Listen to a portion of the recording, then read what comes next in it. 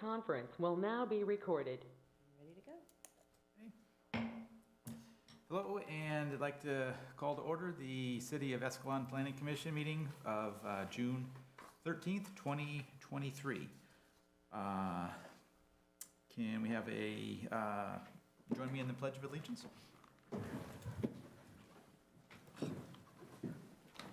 Pledge allegiance to the flag of the United States of America and to the republic for which it stands, one nation, under God, indivisible, with liberty and justice for all. And a roll call? Sure. Commissioner Dunbar? Here. Commissioner Van Dyke? Here. Commissioner Willis? Here. Vice Chair Castellanos? Here. Chair Sarkozy? Here. And note to everybody, please, all cell phones, pagers, and similar devices should be set to silent or vibrate mode or turned off unless you are an on-duty emergency responder. Let's see, the first item up is the consent calendar to approve the minutes from the meeting of May 9th, 2023. Any comments or motions to approve? I'll make a motion that we approve the minutes for May 9th. I'll second. So we have a motion and a second. The meeting minutes are approved. 5. Well, take a roll call. I'm really jumping ahead here. So you do more practice. Okay, all those in favor? Aye. Opposed? Okay, motion passes 5-0. Okay, next on the agenda is the public hearing for application 23-749B, a variance amendment. The address is 2226 Jackson Avenue, Escalon, APN number 227-270-160-000.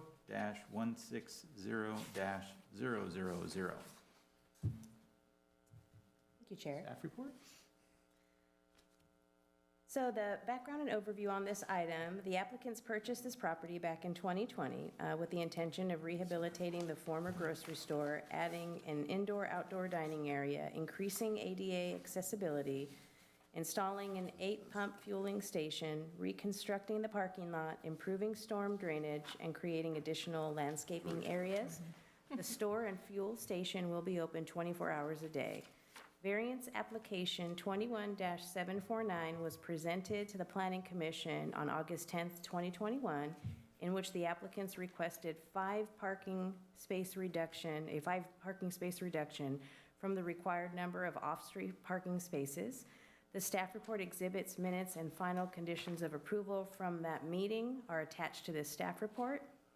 During that meeting, and the public hearing, concerns arose whether the wooden fence along the west property line was sufficient in mitigating sound or if it was needed to be replaced with something more substantial. It was the consensus of the Planning Commission to add a condition of approval for the applicant to install a new fence along the west side of the property to address sound concerns. The final condition of approval contained condition number 3, which stated fencing. The applicant shall work with city staff and the adjacent property owners to the west to ensure the replacement barrier, fence wall, etc., will meet municipal code requirements for materials, mitigate noise, and be aesthetically pleasing. So this is a variance amendment request. The applicant has filed an amendment requesting that condition of approval number 3 be removed so that the existing fence can remain with a few minor repairs. The existing fence is approximately 160 feet long. The majority of the fence is 6 feet tall, except for the portion that tapers down to 3 feet as it approaches Highway 120. The applicant has provided a request letter and pictures of the site, which are attached as exhibits. Escalon Municipal Code, Chapter 17.41030, fences, hedges, and walls, does not require fencing along property lines and commercial zones. The Orlando's Market parcel, as well as the adjacent parcel to the west, are both zoned commercial. Although the fencing section of the municipal code does not require fencing in commercial zones, under the variance procedures, The Planning Commission may impose such reasonable conditions as it finds necessary to meet the interests of the zoning code and the special circumstances of the case. Regarding public outreach of this item, we sent out a mailing of a notice of public hearing to every property owner as noted in the assessor's record within 600 feet.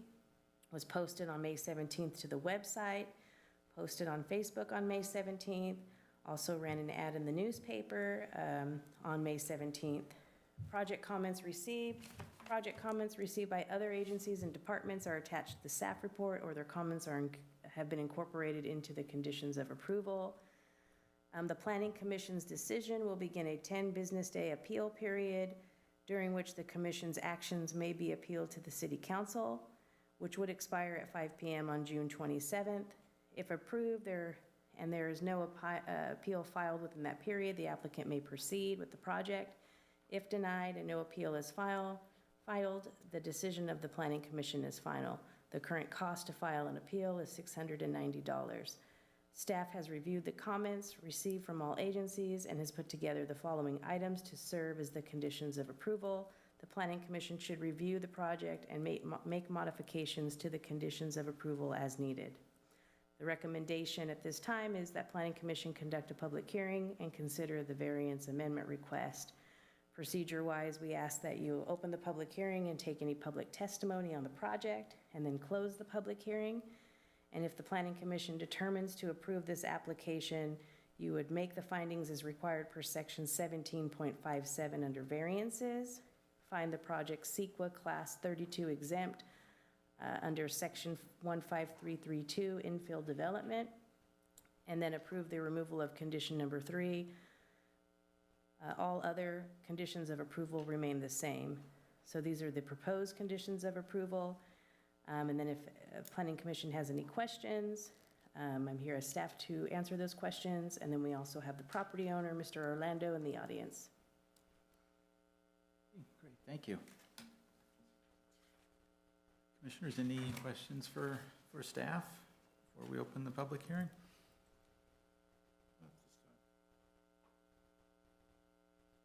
Mike?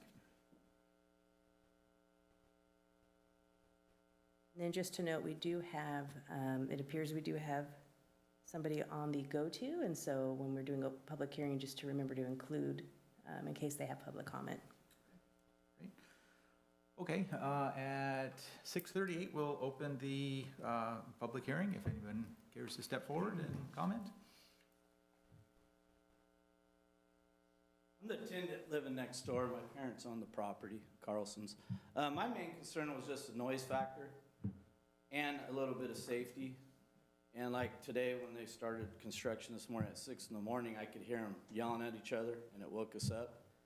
And with the store being open 24 hours, I just feel like it's going to be not too good for us and the other neighbors. I mean, I think it's going to be real loud. Other than that, but my question was, how is it deemed a commercial property where I reside? If it's been residential since his grandmother purchased it in 1962. And doesn't that apply if the house is demolished or changed to a business? That's when it becomes commercial? Or does it stay residential / commercial? Because I was told it was actually residential but zoned commercial. I don't know.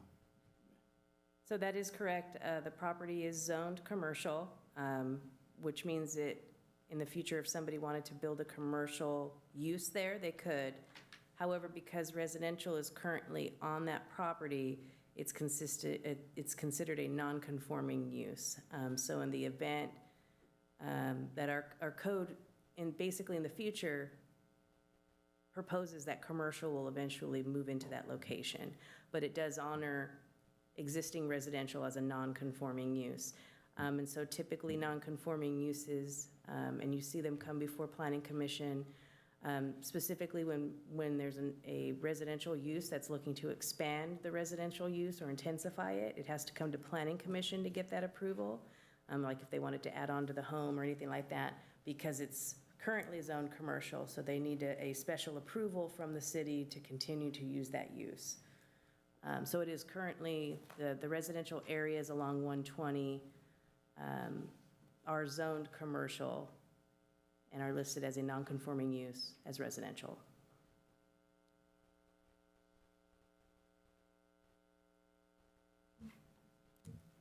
You guys have? What does all that mean? The sound barrier just goes out the window then? So our current municipal code identifies that because both of the properties are commercial use, that no fencing is required. And that's because it's based on the zoning and not the use. And that's how the municipal code is written. It's written, and I think we went over that, the section that was listed in here. Let's see here. 17.41030, where it does specify that fencing is not required along property lines in commercial zones. And so because both of them are zoned commercial, the code spells out that it's not a requirement. It doesn't mean that it can't be imposed, as indicated, reasonable conditions as it finds necessary to meet the interests of the code and special circumstances of the case. No, it was a store there before, everyone knows Big Boy. And we never really had an issue because they opened at 8 in the morning, closed, what was it, 7? 8. 8 to 8, which wasn't an issue. But being, you know, a family dwelling where my kids, my grandkids are, I just think it's going to be a nuisance. I'm really happy that he's in the community because we're excited about the store. It's going to be an issue, I think. And all the lights kind of shine into my backyard.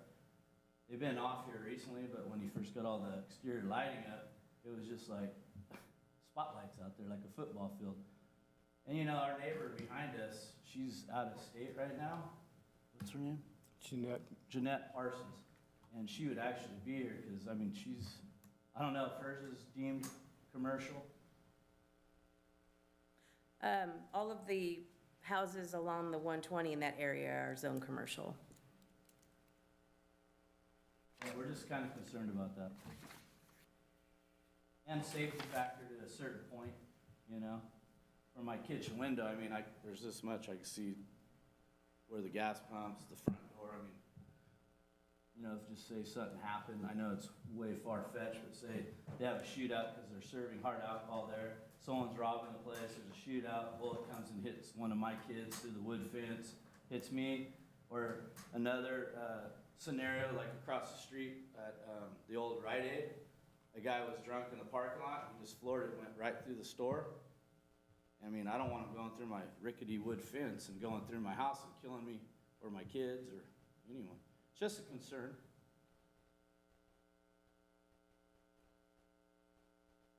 How many people live at the house, in the residence? My grandkids are always there. My youngest is there half the time, 50-50. She's 8.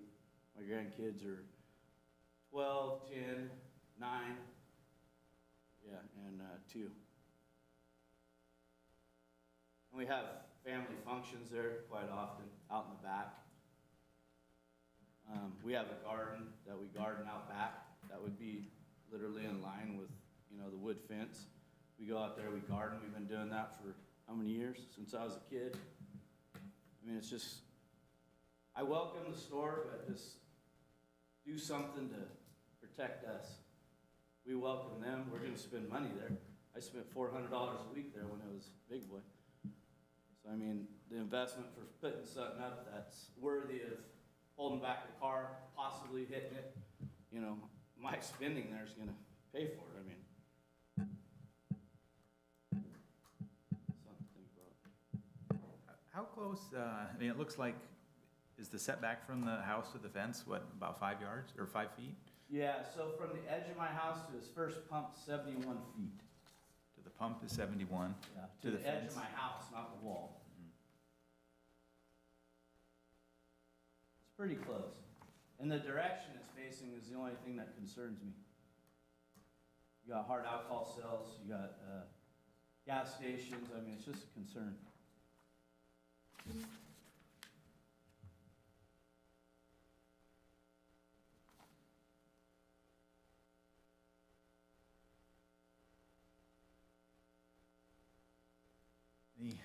Any questions?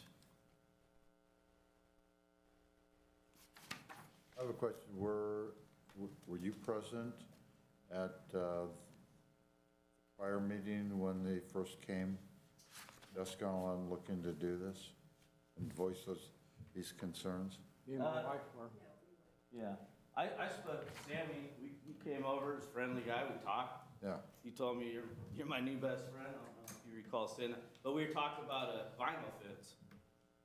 A high vinyl fence, which would be a, noise deflector, I guess, of some sort. I don't know much about the safety part of it. I don't think it has that in it, but I started thinking about that later.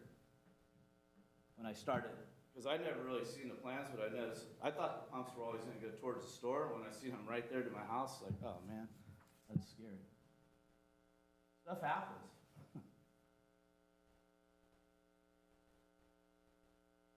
I don't have any questions. You provided the ages of the children living there, Yeah, but you didn't say how many adults were living there. just me. My daughter, my 23-year-old daughter sometimes stays there. She moved back to Modesto to be closer to her work, and her mom watches her son. But I got three kids over there right now in the backyard playing in a wading pool, which is literally 90 feet from the first gas pump. Not that that's an issue, I'm just afraid someone go through the fence. They've done it when it was Big Boy. The owners of them, they didn't go all the way through, but they hit, and they had to repair it, so it can happen. On the new parking lot, I'm just wondering, it looks like there's a curb around the asphalt. I was just wondering if there's a detail on that for how high that curb is.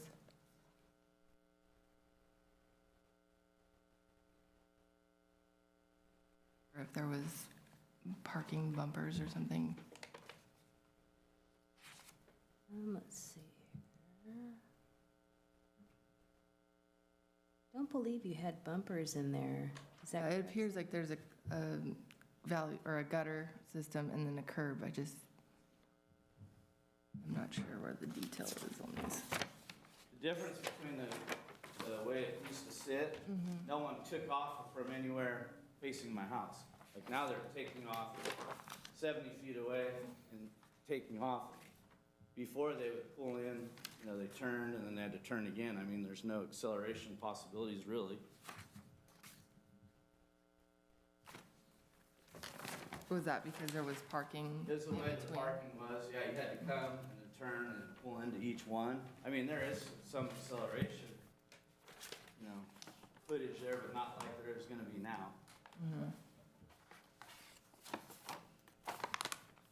It does appear in the old photos that there are the curb stops. Yeah. Yeah, there. Oops. Let's see. I'm just wondering if they went back with a full curb and gutter for drainage to eliminate the stops. I can't find the detail. The conditions here.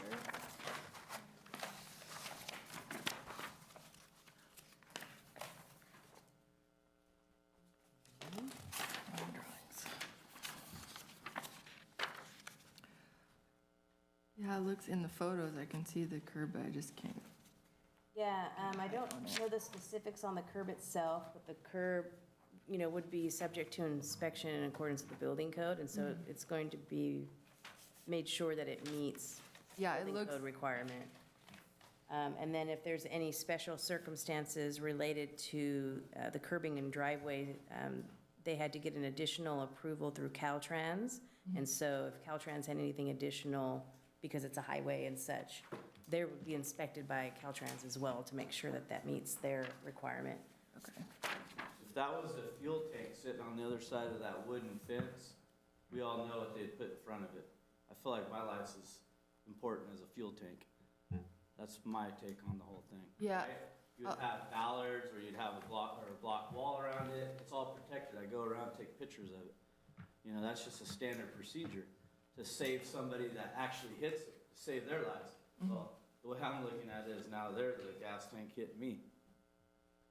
in reverse order. Just something to consider. And is it based on the photo, how many homes are Mine along is directly in front of the gas station, or the the, gas the pumps fuel when they pumps? take- Yeah, when they take off. I'm just wondering the distance of the risk that needs to be mitigated. So if I'm looking at the picture itself, it looks like there are 2 homes within the parking lot area and then a third home tucked in the back with the building. So If the face- trees aren't covering. Yeah, right there, the first house right there in the front, right there, Mhm. that's my living, towards the parking lot, it's my living room, kitchen, and my dining room. And then my bedroom's like 15 feet in from there, so. And then right behind, you'll notice there's grass in the back, behind that structure and my place where I live in the front. And that's where all the kids have all their, well, I don't have a trampoline set up right now, but usually I have a trampoline out there and different things like that.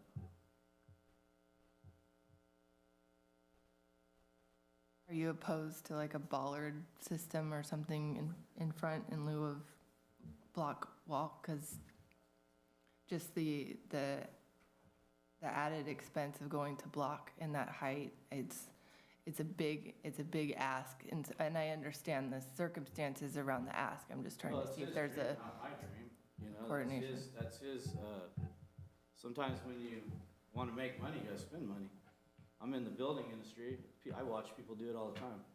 So, I mean, to me, that should have been ironed out before you even started the thing and invested the money. But you're only talking $20,000 for a 126-foot, 8-foot tall block wall. I got pricing for it. How much did you say? It's roughly 126, wait, it's 126 feet, and I think I got a quote for 26,000 with engineering.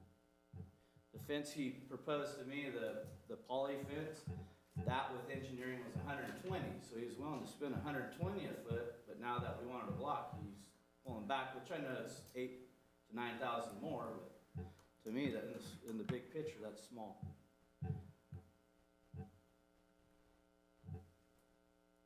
But the vinyl fence is just for light? Well, mainly he was doing it so for noise and it'd look better, correct? That's what he was. I don't know. It's more appealing. It gave us privacy. Wood fences, I could see through everything. And everything, everyone yells in the parking lot, you can hear it. I mean, like I said, this morning, 6 o'clock in the morning, I woke up to people yelling in the parking lot, you know, doing their job and stuff. I don't know, it's two things in my eyes. I gotta live there. I've lived there for 18 years.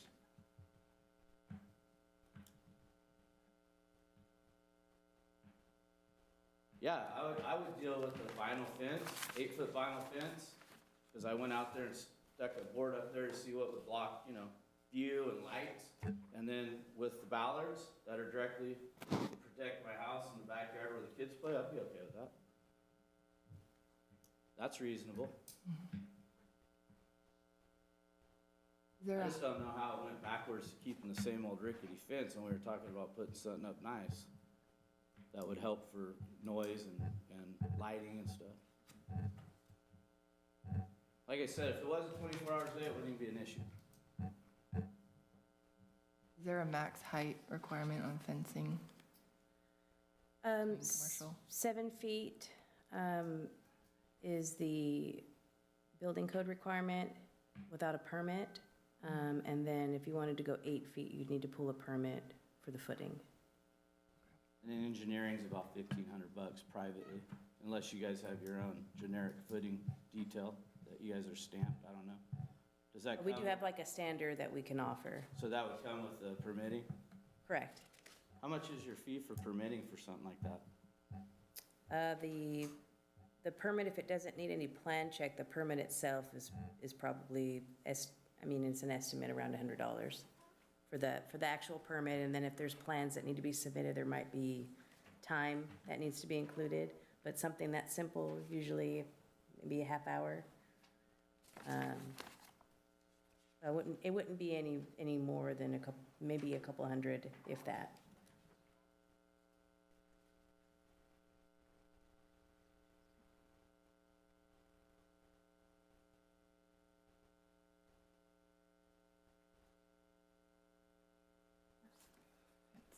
you have any comments? Not yet.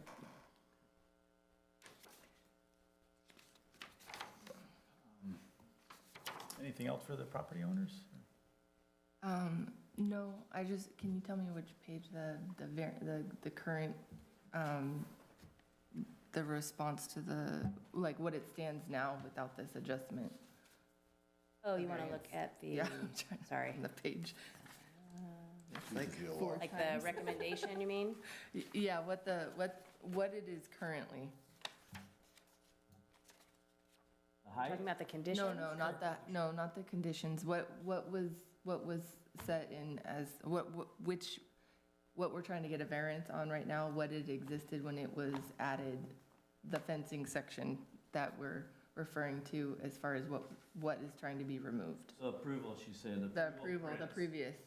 Oh, so I just can't if find you it. show item number 3, the language that was approved back in 2021 Yes.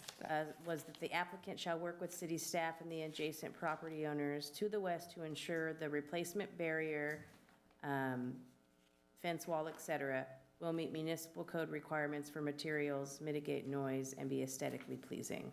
Well, wood fence. And that's on page 10 of 80. I don't think a wood fence litigates noise, by no means.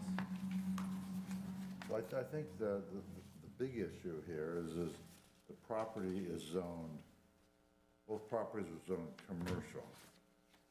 And based on our zoning code, you don't need to put a fence between 2 parcels, correct? Municipal code does not require a fence Not between 2 required. parcels that are both zoned commercial, yes. So what we would like to do is see if there could be some meeting of the minds between the 2 property owners, that we could get something up there that would maybe not satisfy 100% of either side, but maybe something that both sides could agree upon. That, I mean, you know, we got a renovated building that's gonna look almost new. We're gonna have a much improved parking lot with a brand-new, you know, Chevron pumps. I would think that you would want the fence to match the condition of what everything else is like, because it'll look, I think it would look out of, you know. I mean, not that other towns, like my cousin lives next door to the fueling station in Farmington, you guys familiar? Yeah. He's the house next to it. That's why they built that. It wasn't they had to, he said they did it to help him for noise and be a good neighbor kind of a situation, you know? Because he had been there for years, and they come in there and put in fuel, you know, fuel And what did they build? What kind of fence? block. But it's not as high, it's 6 feet, but it's further, I think I wheeled it off, it's 78 feet or so, it's like 5 foot difference. But he has kind of a garage in between. They own the home Yeah. and they own the gas station. No, they don't own the gas station. Oh, okay, so they No, just when live they next built to They it. built a block wall all the way around it for the neighbors. And, you know, AM/PM over here on McHenry and Rumble, they did the same thing. On the back side of their pumps, they built a block wall to protect. I went around and talked to people, Petroleum, they always do that. They have good rapport with the neighbors and stuff, you know. Good neighbor kind of a deal. The vinyl you refer to, or you're thinking They that's? use block. No, but you've referred to vinyl a couple of times. Is that Well, what? that's what he proposed to me one time. He came over and showed me the paper and said this was what he was considering. And I never really took it a factor that, you know, there could be an accident and go right through the fence. So that's like second thing I could see that's an issue. I mean, to me, just the whole overall thing, I never get to start a project really until I got something resolved on all my, you know, like when I do a project, everything has to be like figured out, like, I mean, I don't know how like the sound barrier thing, how could you start something and not even have anything, you know, proposed on what you're gonna do? Because you guys might say, no, we're not gonna do the fence, and now we are here. I mean, not that it's your fault, but I mean, that probably was an oversight, it happens, but to me, having a wood fence left there is kind of embarrassing. Whose property, It devaluates his property, my property in the future. It's just, you know, if that was my store and I had that house, I'd put a wall there. I would do it. It devalues our property. I But, think if we ever tried to sell that, anyone would buy it with a wood fence in between the Well- gas station and a house? what is the city's standard on shared fences for residential? If, say, a They're fence typically a blew civil down, matter, it's a, so we don't, it's a civil matter. fencing isn't required in residential at all. Right, is fencing a matter Because on it's on the commercial? property line, it's a civil matter. It's a civil And so matter. when we typically are contacted regarding fencing issues, we typically advise that that's a civil matter and that they would probably want, and we usually recommend that they hire a survey to determine where the property line is.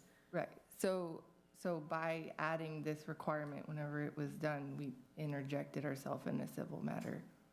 Which as the planning commission, you have that We can have that. discretion because Uh-huh. of the type of approval. You know, the use permit and the variance being requested, you have that approval within reasonableness, subject to it's discretionary, subject to the case matter. But typically between residential, the city, Stays out of it, removes ourselves from Okay. that because it's civil. okay. do we know whose property the fence is actually on, or is it right on the line? We do not know that. Didn't you have survey? That may be something that was done, It's yeah. on your property? Yeah.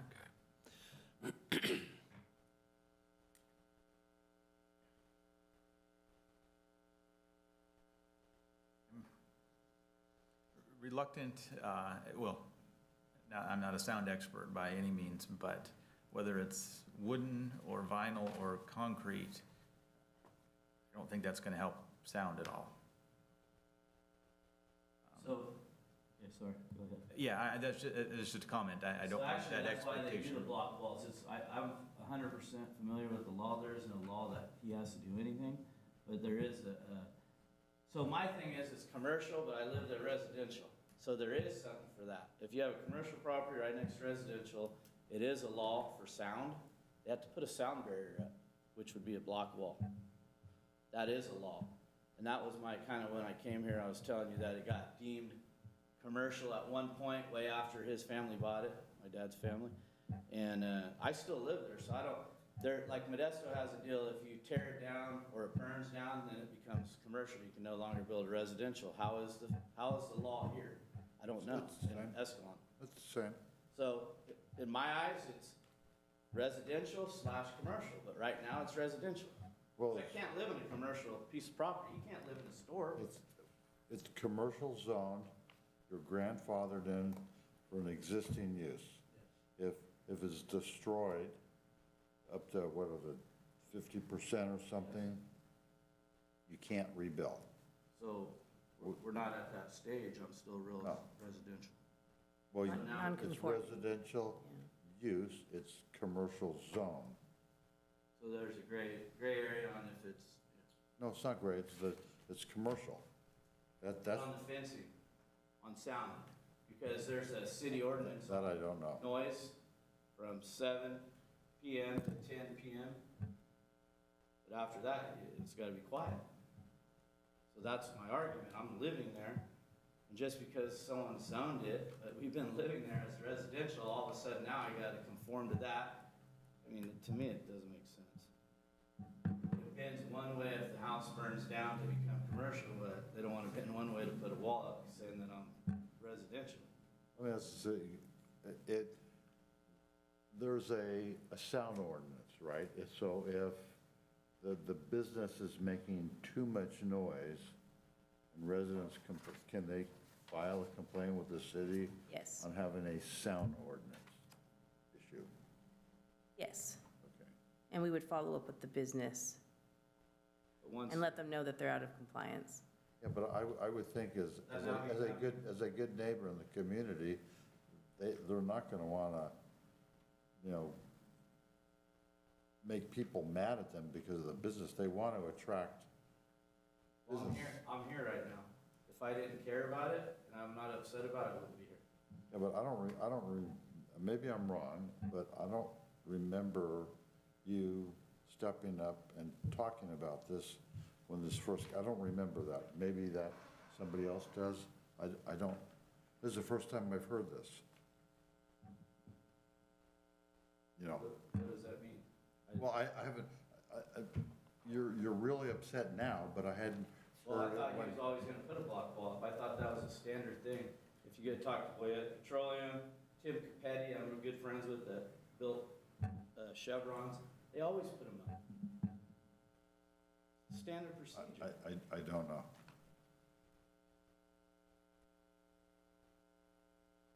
It comes down to, I believe it comes down to the plan review at the time they brought this in on depicting that and deciding what they're gonna have to spend their money on for their project. Yeah. I think at this point, we're talking about a fence on their property, which you want improved for the look of your fence, because you've talked about your sales of your house leaving that wood Well, fence. Okay, take So I take don't away think that the aesthetics about it, what, just about the sound? Well, we've already discussed the fact that even if he puts a block wall, it would have to be a structural cord-filled wall? Like, how is that gonna, I mean, it's gonna deflect some sound as any fence, but I don't know, like, it's all the conversation about the sound and everything and complaints, there's processes in place to deal with that, sound ordinance, complaints, what have you. And I don't know, because I haven't seen the full set of drawings for these projects, but typically there's light calculations that are done for exterior lights and how far that spread is and whatnot. And maybe due to the fact that the construction's not complete yet, maybe they haven't tweaked things for the lighting, as you were talking about earlier. So what is difficult for me is to enforce something that typically, as I see it, is a shared fence where either you guys come together to figure out and come together with both idea of what it's gonna be, plus the neighbors beyond your home to come together and change what you want and sharing costs for that, because right now, But I'm we've, not- right. I'm not gonna be in business making money. I can't recomp that money. He can recomp that. Well, if you sell your home, you just said you could your home value is up if you have a new fence back there. So exactly, like if we're stating that the property, the fence, if the fence is on his property, then you're asking him to incur a cost that you presume that he can recoup. And it's a hard, for me, when the code doesn't, our But there is a noise. rules don't, right, that noise ordinance is kind of a separate, But maybe issue, it's 'cause an there's oversight, things- you guys didn't like think about the fact that when whoever does planning, that what if it goes through my fence, kills somebody? well, I didn't see anything in the notation that the intent on the fence, because it doesn't say anything about sound protection as far as the requirement, as far as I understand it. I thought that you read that in her notes of finalizing the fence. in Right. the And it also says construction to work plans. together, it kind of, I'm pulling it up right now. yeah, please. Meet requirements for materials, mitigate noise, and be aesthetically pleasing.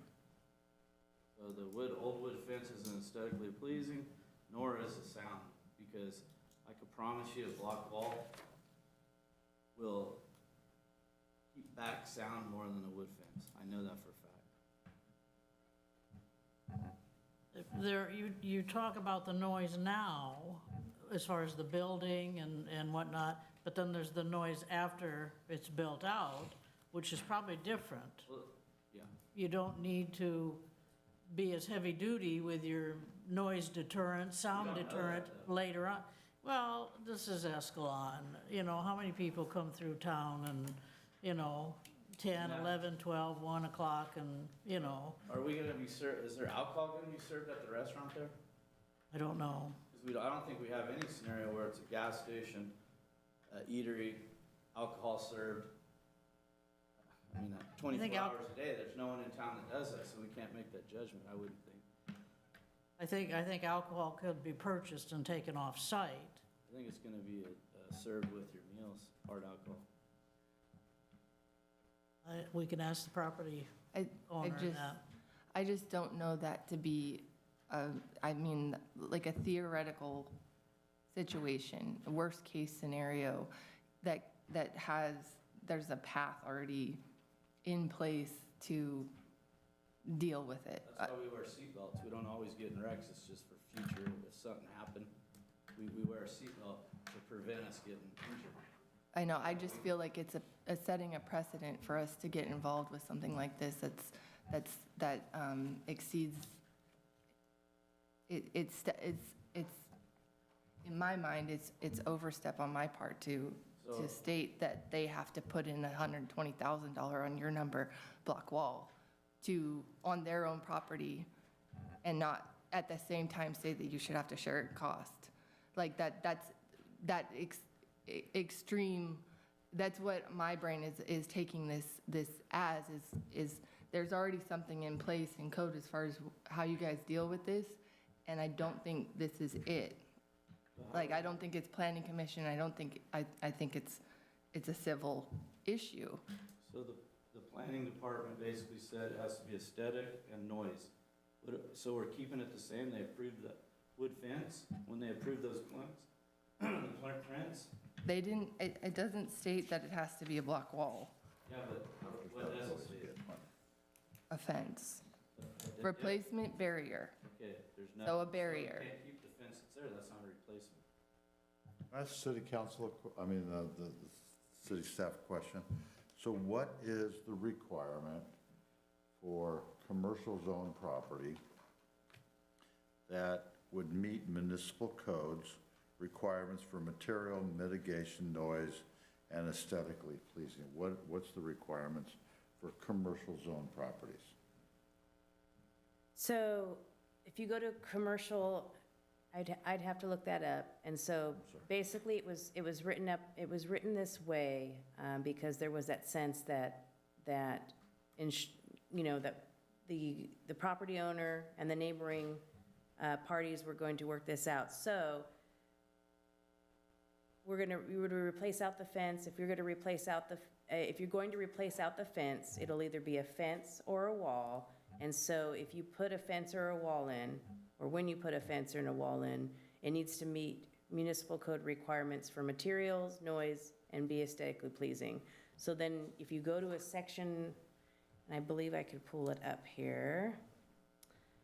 Let me just do this so I can pull it up.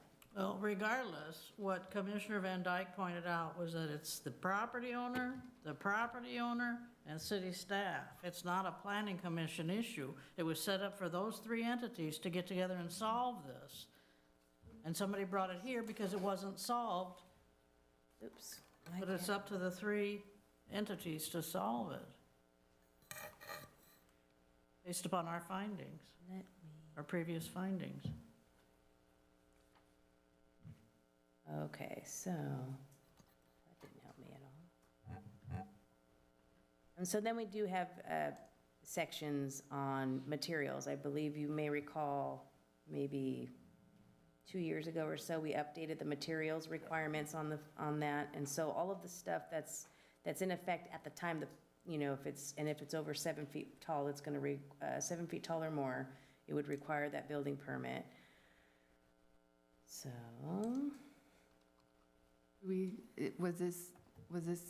This was done in 2021, was the code updated then, or these?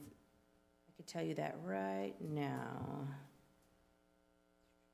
So this is our section on fences, hedges, and walls. And so section A is specific to residential zones. Letter B, in all other zoning districts, no walls or fencing is permitted within a required front yard, side yard adjacent to a street or alley, or that portion of a required rear yard within 15 feet of an alley, no higher than 30 inches, may be constructed to screen parking lots, And then within required yard areas other than identified above, walls, fences, and hedges shall not exceed a maximum height of 8 feet. Fences over a height of 7 feet require a building permit. They are located on a corner, so on those portions of a lot within a traffic view area in any zone where fencing is permitted, walls, fences, hedges, and other physical obstructions shall not exceed a maximum of 30 inches above the curb. And then they talk about a traffic view area, which they're not putting the fencing on that side. Where a residential use exists on a lot in a non-residential zone, the fencing requirements for the R1 residential zone shall apply. However, the city planner may allow for front yard fencing up to 6 feet in height within a front setback where a finding is made that additional height is required to protect use. Let's see, here we go. When a property is developed with a commercial, industrial, or other building, or which use is adjacent to property zoned residential, an 8-foot high solid masonry wall shall be required along such property or rear property line. And so this is that section where it talks, and I think this is where the neighbor is discussing how you typically see an 8-foot masonry wall put up, and that's if it's zoned residential, and that's where the difference is even though there are residential, it's zoned commercial.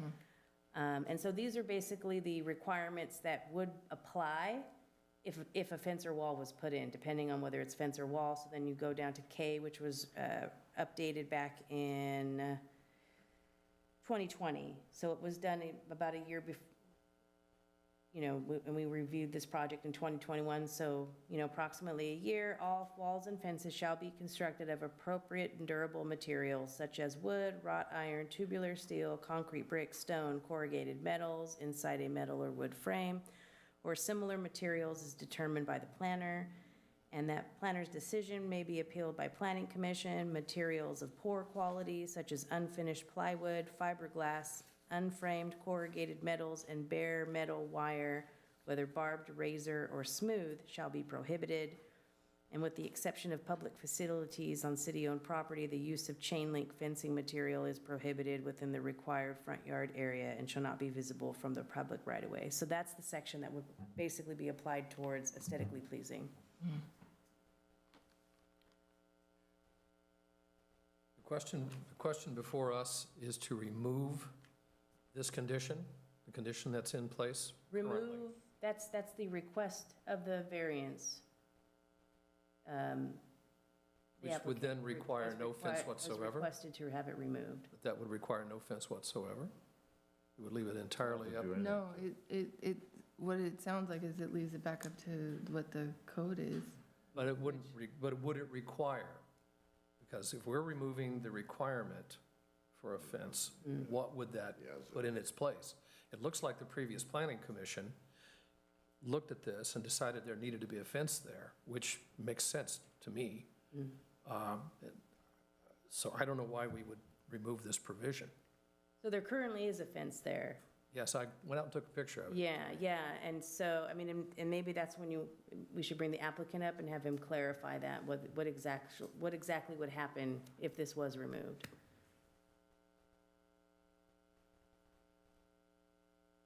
Thank you. Hi, Sam Orlando, property owner. Just a couple clarifications. They're incorrect in that the vehicles are facing the store. Nothing is facing his house, okay? There's no cars facing that way. There is a planter, 5-foot planter, I believe it's 5 feet, around the edge between the parking, a 5-foot planter, my existing wood fence that's on my property.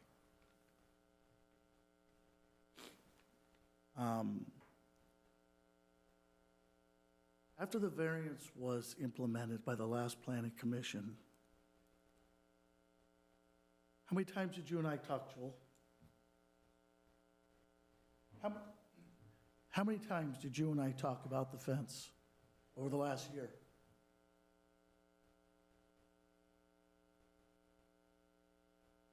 Okay, how many times in person?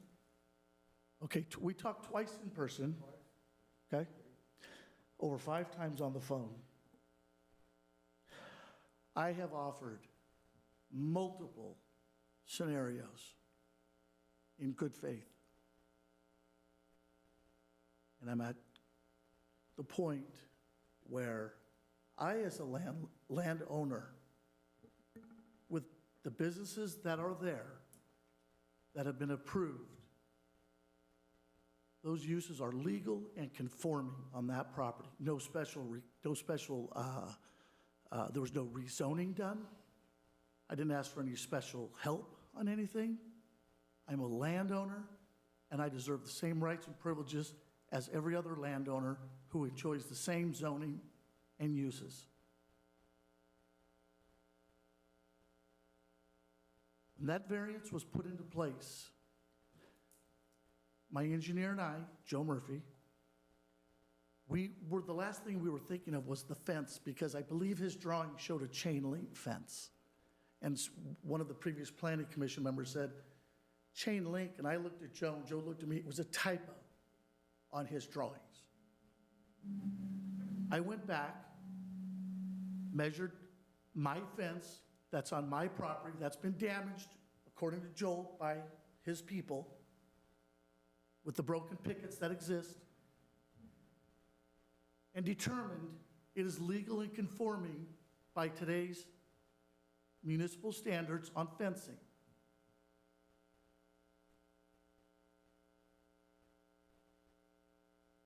It's time for me to open the store. It's been a year. It's been a fun ride, but now it's time to open. And I'm currently being hamstrung by a variance about a fence that's on my property that I'm responsible to change or fix on my nickel with their approval. And there comes a time when 2 people can't agree. And because that existing fence is legal and conforming, and because my plans have been approved with planners and all of the renovations we've done, $5 million worth of renovations on my property with uses that are legal and conforming, I'm entitled to something, and I want those rights back.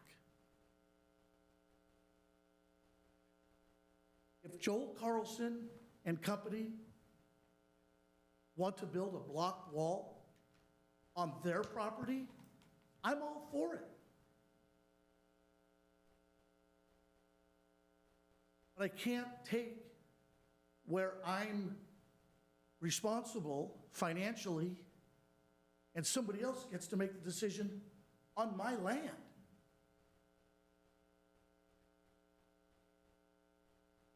Mike asked a good question. If the amendment, if the variance is removed, per the municipal code, no. A fence does not need to be there. They live on commercial property. I'm quite familiar with this scenario. I have the same situation in Stockton. I have a legal non-conforming use property in Stockton. My intention was not to come to this town and ruffle feathers. I think you can ask Dominique and Diana and the rest of the crew.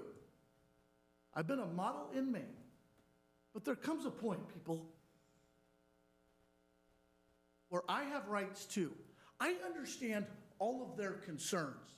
I have done my best to address them. I've had great conversations with them. But at what point do I have those same rights and benefits on my own land?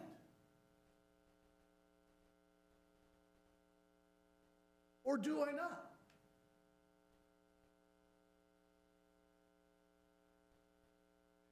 That's why I want the variance amended. I want to go back to my own, whatever I do on my property will be, I've dotted all my I's, crossed all my T's. Dominique, no? You have. So why would I do anything at this point, after $5 million, why would I do anything but do what's right with the fencing? Yes, there's always that scenario where I tear it down and there's no fence. But why? That would make no sense. But the fence that's there is legal and conforming. I'm not changing the use of that property. I've just updated it. Yes, I added a fueling station. That is a permitted use in a C2 zone. That did not take a special use permit. Any questions? Just clarification, please. I'm looking at the diagram, and you've got several parking places for vehicles to recharge, and they're facing that neighboring property. And you're saying now that there's a 5-foot planter, how much does that put between the front of the car and the fence? Can I 5 see feet? it on the screen?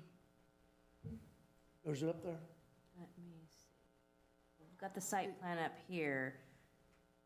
So, But Looks is like there you've a got your berm 5 feet. for the car to come to, and then there's like a walking path, and then there's the planter, or is there just the planter, or Which side of the property are you speaking of, Barbara? there's along the property, so. Oh, I their think- side? Yeah, I think she's asking, I believe she's asking, you've got the 5-foot That's the plan, landscape there, and then right? you've got this, which probably is like Gutter. gutter, yeah. So that added with the 5 feet, about how much space do you think that is? 7 feet? Yeah, with Gutters typically- parking bumpers, Yeah. et cetera. Yeah. And how high are the planters? They're ground level planters. Oh, okay. Or the- Yeah, just curb. they're Yeah. no tripping hazard type thing. And the fuel station, sorry, the fuel stations run towards the building. Yes, yes. No cars are facing, When they, no. You're- Drive off, so they're gonna the go idea, ex- Ronnie, since we have some new people, the idea was you would pull off of 120, okay? Straight in, be able to exit straight out Elizabeth. okay. Or if you come in off of Elizabeth, you're heading straight out to 120. So nobody's going east or west.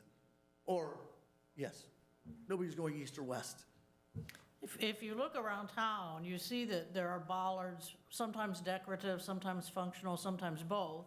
Were bollards ever something you thought of putting in front of the car parking spots there Not really, for no. a safety feature? No, we don't have them in any of our locations, and we have multiple locations, and we have bollards around the corners of the building, Barbara, typically, but obviously they're around the Watermill Express on the corner, but. Around the gas pumps, maybe? Oh, yes, Yeah. yeah. All around the gas pumps, they're square, low profile. But as far as the edges of the property and general parking goes, no. No, they end up just, people just run into them and they don't serve their purpose there. No. Well, but they mean- don't go beyond them. What's that? If they hit the bollard, they don't go beyond the bollard. Well, that's true. I mean, But you're gonna have parking bumpers there, which are, at the dispensers? no, along that wall, along that. No, it's just the fence, it's just like it is now. I'm just adding the Just adding- planter Adding landscape. and then redoing all of the parking. What do you, you're in construction, parking, So it looks like, if you go to the drawing, it looks like you're adding drainage and a curb. with a okay, gutter. maybe there's a curve, It looks like a curb. If you go to Yeah, note you're right. one, There's a curve, you're so right. it's gonna be a raised curb. So it's a like raised curve. any other. Stormwater So- and, yeah. That, Yes, and a lot of the you're right. time. You're right, I don't look at this all day long, sorry. Yeah. Yes, A lot of the time, and it can be, from what I understand, used in lieu of a parking bumper if you have that curb and it meets the requirements. And that's how it gets through, because I'm assuming, I don't know, is this the one that got approved through planning, that they're permitted Correct. for? Because somebody else smarter than me does the calculations on this.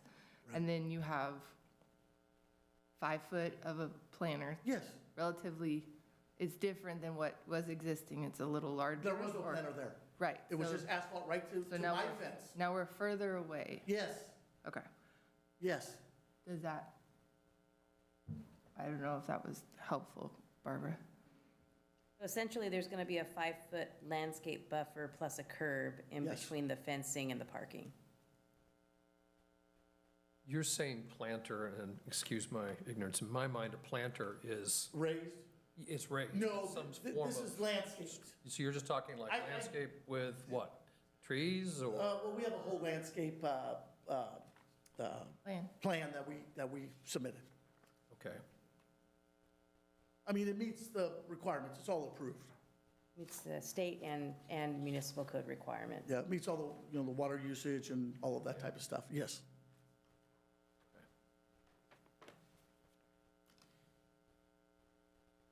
I mean, the fact that the municipal code doesn't even require a fence, and then there is one there, we're doing better than what could be the bare minimum.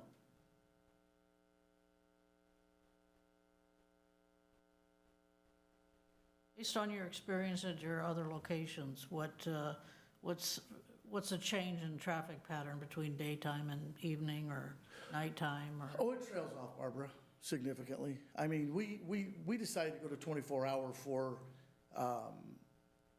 stocking reasons, and in Linden, which is much smaller than Escalon, people need, the world's 24 hours now. I've said that before in front of you. People need things all times of the night. I mean, and maybe in Linden area, they don't want to drive to Stockton. And so, I mean, you could say on a 3-day weekend, it could be busier, but in January, when it's, 28 degrees, not so much. But that's just our model. We're just 24 hours. People need things. I mean, the way it is.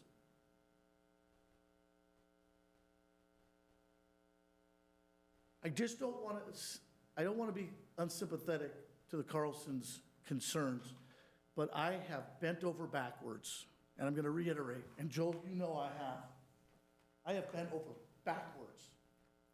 What happened to the original vinyl fence? He didn't like it. He wouldn't agree or disagree with it. So now we're just gonna throw our arms up, say we're doing nothing now? That's the part I don't understand. I don't have no problems with it, I'm negotiating. All I got back from Joel was nothing, crickets. I called him, we talked 5 times. He would never agree or disagree, he would never give me a yes or a no on anything. Another question. Yeah. Where's the fence at on the property lines? Is it 6 inches on your side? I don't know. Is there a hub out there that we can check? Yeah, it's staked right on the corner. Oh, it is, okay. And then the edge of your building is actually the property line? I don't commit that to memory. I don't know. I'd have to look at the engineer drawings and see what they say. I mean, it's close. I think it's right on the property line. It splits on it, if I recall. Yeah, oh, I don't know. You guys had a stake out there? Yeah. Somebody surveyed? Yeah, Yeah. it was staked. I think, the fence is clearly on my side, and it clearly meets the codes that we have. After the variance was put in place, one of you 5, it was Barbara, said that, this was between the city, the Carlsons, and the Orlandos. And we cannot agree. And so I'm asking to have my rights granted back to me, because I tried. What is your plan if you do nothing? Just leave the fence there, do some I minor would repairs? repair the damage that was done by that party and move on. What are we talking about here? That's what you told me, Joel. Okay, Yeah, because the boards are broken in towards our property. okay, well, now that that's fine. Just change their tune a little bit, it's cool. I'll fix it, the fence is on my property. I will fix the fence and all the broken pickets, so it's correct. You have my word for that, but that's where it stops for me. So you had no budget on fencing? On that $5 million? That's really none of your business. No, I know, I'm just asking. Okay, do you have a budget for a fence? So And if you do, let's hear it. Let's just, Sam, let's, Yeah. Again, it's always easier to open up somebody else's wallet. It's always easier.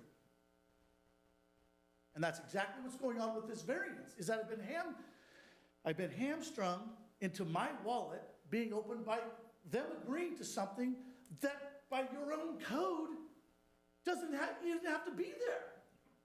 Yeah, I'm passionate. Got a lot into this. And I'm a landowner. I've got rights. We had a year and a half to work with these people.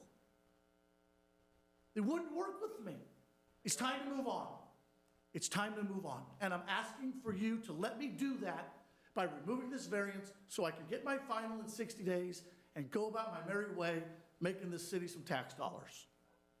Are you agreeing, though, that if we removed the requirement to work with the neighbor, that you would still submit your plan to the city to make sure the city was signed off on the fence? No, I'm saying that I think the variance needs to be removed, period. I think it was engineered under false pretenses in that the existing fence was not up to code. And secondly, nobody brought up the fact that two commercial properties side by side, no fence is even required.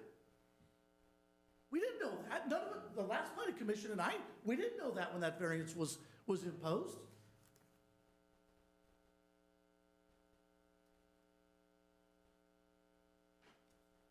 Based on your letter from April 20th, it says that you're willing to replace the broken pickets. I am. And that's what I would do. Yeah. Yeah, that's exactly what I would do. But then again, that would just be me taking care of my property, my fence, maintaining my stuff. I don't care what they do on their side. That's not my business. My business is 2226 Jackson Avenue. That's it.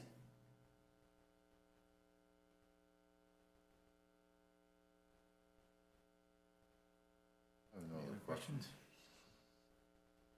Thank you. Thank you, Sam.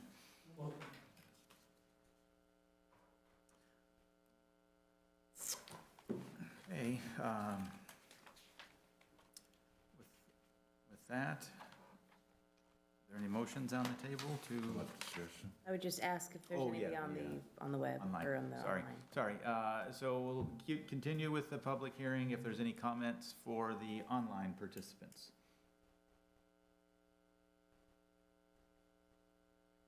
And hearing none, we will close the public hearing at 7:37.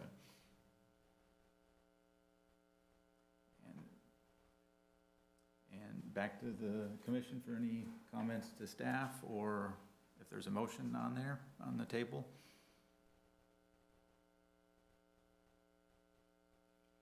My only concern is that we need to have some way of making sure that a fence remains in place. There needs to be a fence. Now, despite the fact that they are two adjacent commercially zoned properties, one has been in residential use for at least 18 years, and probably much longer than that. However many years it is. It's been in residential use for that long, and there needs to be some kind of barrier there, whether it's just this one or an improved version of this one. There needs to be a barrier there between the ongoing use and the new use.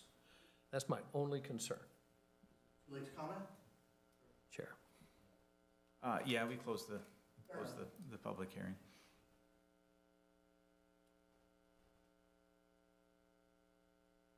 Three different issues have been brought up. The noise and combating the noise, safety, as far as any vehicles going through where the fence is, and then aesthetics. And if the fence is repaired, if the weeds are abated, if the planter is put in place, aesthetics, it's going to look a lot nicer. I'm not sure that there's a remedy for safety and noise, or if there's a need for one, because we haven't experienced what it's going to be like when the store is merely open rather than being constructed. Just thoughts. My recollection of the planning commission meeting when we first had this conversation was, at the end of it, the two parties met right there in the first row, and, let's say, shook hands and just, agreed to come to a amicable, fence. I don't know, he said, she said, of what transpired over the last, year or so. But there is a fence there. It does meet code. I do agree that it does need to remain. And I don't know if that means it needs to be tied to the project, or, or do we take the property owner's word that there would always be a fence there? Those are my thoughts.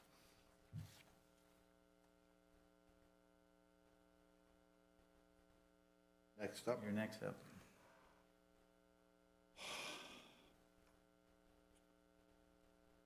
While you're thinking, if you look across the street at the Seventh-day Adventist, at the two or three churches, the other commercial building, there's nothing between them. And then you get down to Family Dollar, and all of a sudden there is a masonry wall. And so, yeah, the ordinance says no fence is needed or required, but then you've got other people making the choices to put one in. So there's some flexibility.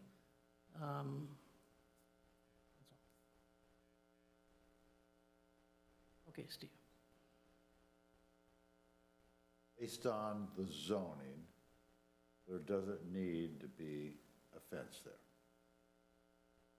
There's an existing fence there. We have a business that the applicant has spent a substantial amount of money to improve the appearance of this property.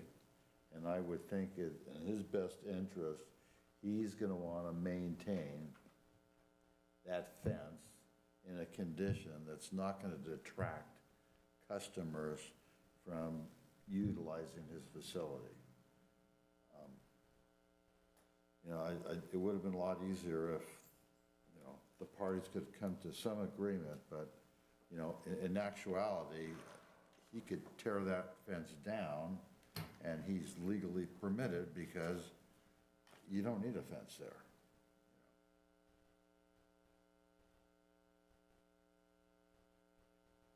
All I have to say. So what I think is that as long as a residential dwelling exists on properties adjacent to this property, there should be a barrier in place as it exists now.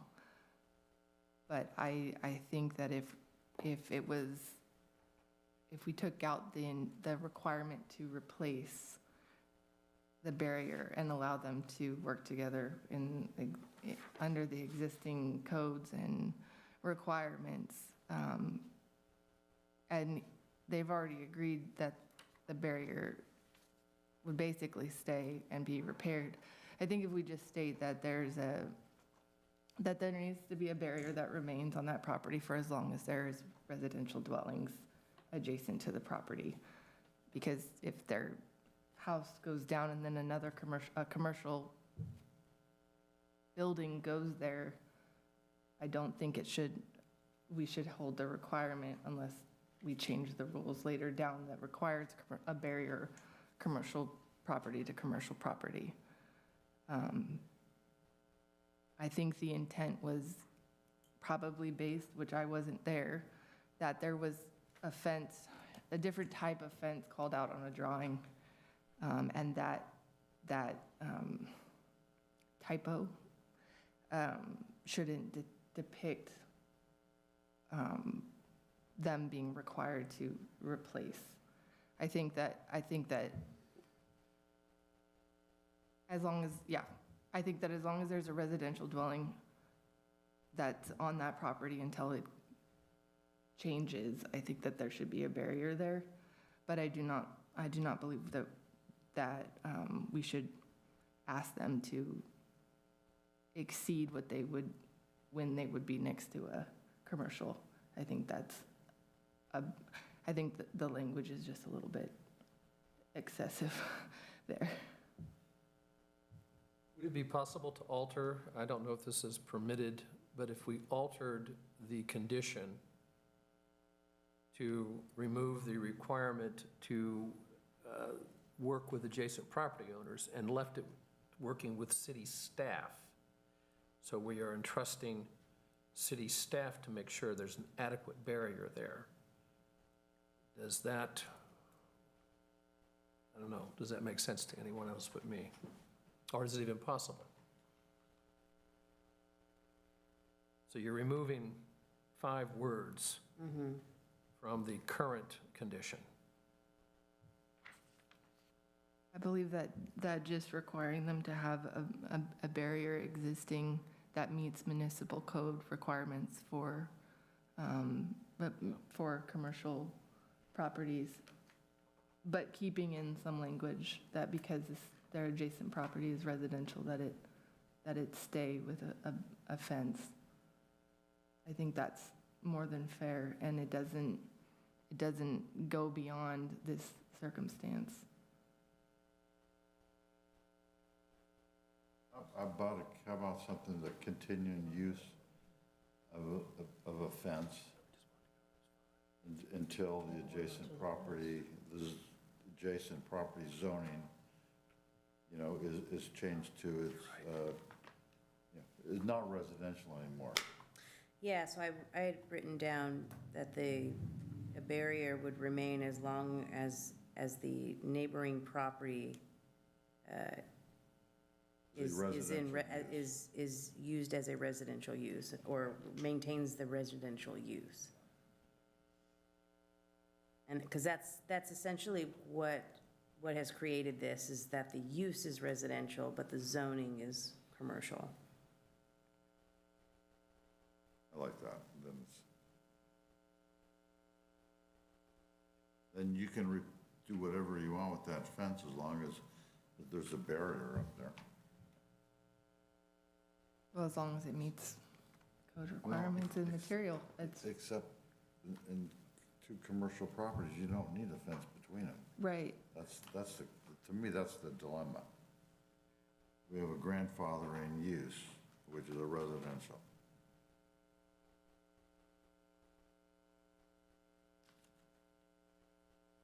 Anybody in disagreement with that? So say it again. So a fence or a barrier, whatever you want to call it, Are you amending this, or are you getting rid of this, or? well, what I would like to do is kind of change it to basically say that as long as that the adjacent use is continuous residential, a barrier needs to exist. I mean, that's kind of what you're saying. Yeah, I theoretically, it gets removed and we add this in place, if that's a possibility. I don't know. But because we have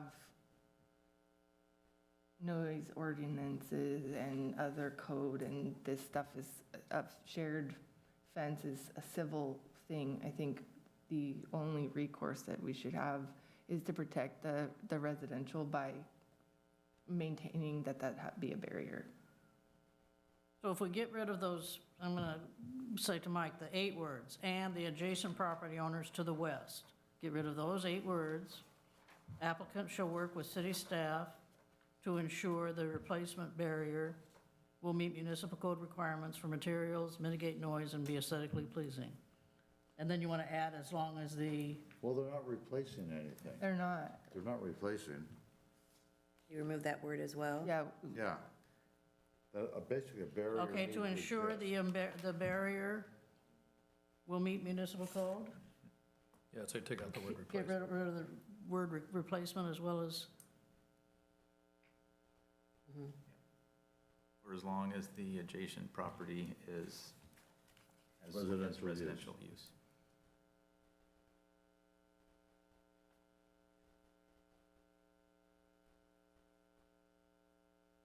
By doing this, they do or they do not have to resubmit drawings or anything like that? Because What do you have, Dominique? So the applicant shall work with city staff to the west to ensure. No, no, no, no, What? not to the I'm sorry. west. Leave out to Oh, the west. sorry. Okay. The applicant shall work with city staff to ensure the barrier, fence, wall, et cetera, will meet municipal code requirements for materials, mitigate noise, and be aesthetically pleasing as long as the adjacent neighboring property continues in residential use. And we'll have to clean that up. We're gonna probably have to go to non-conforming section and pick language out of there to make it sound right, but it basically, the barrier would remain as long as the adjacent properties continue in a residential use. Yeah, adjacent and neighboring are redundant, one or the other. Yeah, and so we try, when we have language like that, to match it to the existing code so it makes more sense. If you want to we're- insert to the west, that would be the appropriate And then I was spot. gonna say to the west, Yeah. relocate that language to the west. And so it'd be as long as the adjacent property to the west Exactly. so would that, maintains its residential use. sorry, does there need to be a direction to the municipal code that is commercial to commercial barriers? Because I think as we were going through, there was a material list. I just want to make sure that we're not creating a circle back. So the materials list is all fences and walls, and so that would apply to all fences and walls. Letter K. Okay. So at that time, back in 2020, the Planning Commission, and this also went, because it's Title 17, it goes before council as well. So this final version that was published in the municipal code went before Planning Commission and council. And that was determined that all fences and walls be constructed of these materials that are considered appropriate and durable. And then it also pointed out that materials that they thought were of poor quality, and then gave those examples, fiberglass, corrugated metals, those type of things. So they spelled that out, and so as long as it meets that language, it would be considered Okay. in accordance.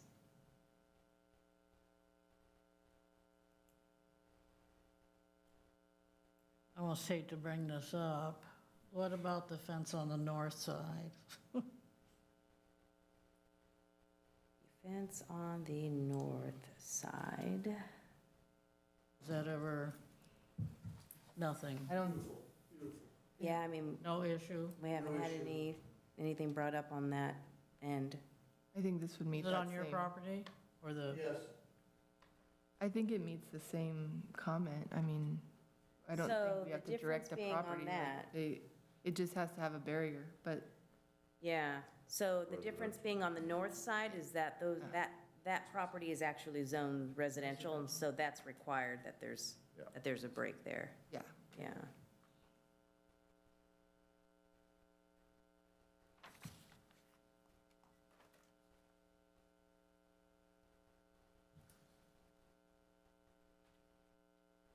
I'm going to make a motion that we approve the application. We make the findings as required for section 17.57 variances. We find the project CEQA Class 32 categorical exempt under section 15332 infill development. And we approve the removal, or at least the alteration of condition 3. And all the other conditions of approval remain the same. Can you read how 3 is gonna,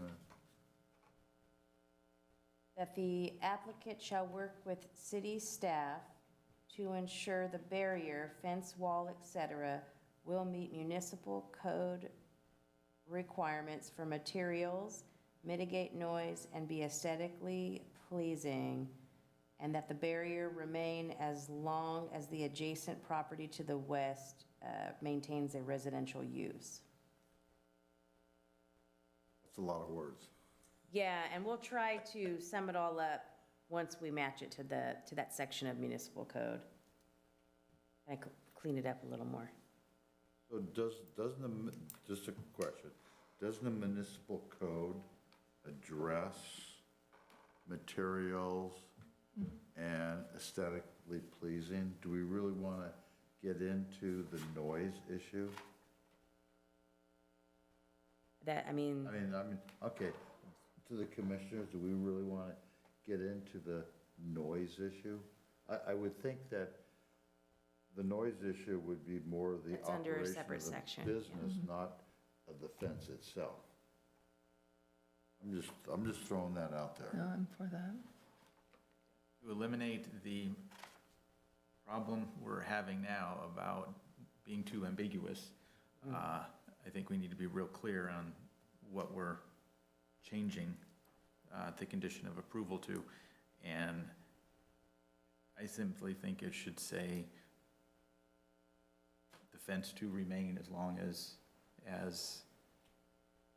the adjacent property to the west has a residential use. The fence itself right now certainly is not the best, but it does conform to what is required. I don't know what the property owner would do to make it less than a wood fence and still, Well, it meet the can't be a requirements. chain link. Yeah, That's exactly. in the rules. Yeah, So, he's gonna want to make it look good. He's gonna want people to want to drive there instead of saying, oh, that's a junky place, keep going.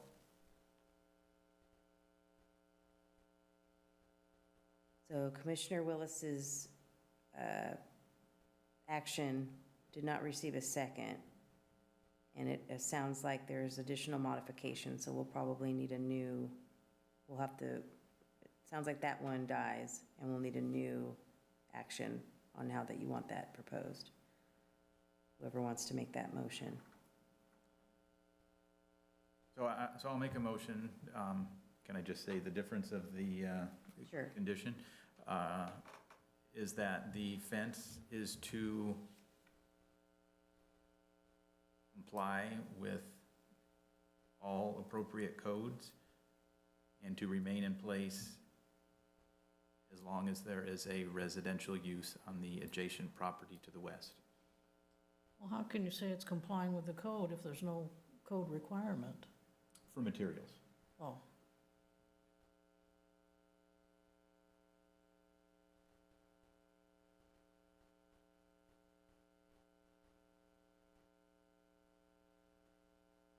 Is that a motion? Yes, sorry, that was a motion. can I hear what it got it received as? Trying to She's figure out- working, I'm sorry, I wasn't Her looking that writing, direction. So it would be item number 3, fencing. Fencing would be required to comply with all appropriate codes for materials and would remain in place as long as adjacent property to the west maintains a residential use. I second that. We have a motion and a second. All those in favor, say aye. Aye. Opposed? Motion passes 5-0. So much for a quick meeting. And then I just want to put on the record that in the previous finding, it was to make findings per section 17.57 variances, and that we found it categorically exempt. So we'll file that notice of exemption. Would all agree that that would be implied in that vote? Yes, Yeah. in that motion. Yep. Any nays on that? Okay, I just wanted to make sure I have that on the record. no, there are no names. No nays. Okay.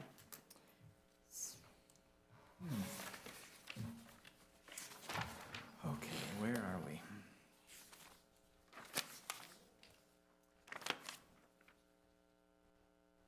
Okay, with that, we will move on to administrative matters. Oh, no. Oh, okay, never mind. Good? I was thinking this was up here. Oh, okay. Item number 3, nominate and select commission chair for FY 23-24. So this is brought on the Planning Commission agendas every June, and so we've brought it up for both chair and vice chair, and this is, totally up to the commission's discretion on what you would like to do. I'd like to make a motion to appoint Mr. Sarkozy as chair. Second the motion if needed. A motion and a second. All those in favor, say aye. Aye. All those opposed?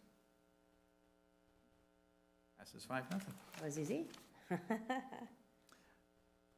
Okay, item number 4, nominate and select commissioner for vice chair for FY 23-24. I'll nominate Steve Castellanos to be vice chair. He needs more experience. I'll second that, especially the second part. We have a motion and a second. All those in favor say aye. Aye. All those opposed? Okay. Motion passes 5-0. Congratulations. And item number 5, update on McDonald's driveway on Countrywood Lane. Thank you. So at that special planning commission meeting in March, McDonald's project received site and architecture and conditional use permit approval with modified conditions of approval. On May 25th, the city received McDonald's construction plans set submittal to begin plan check for permitting.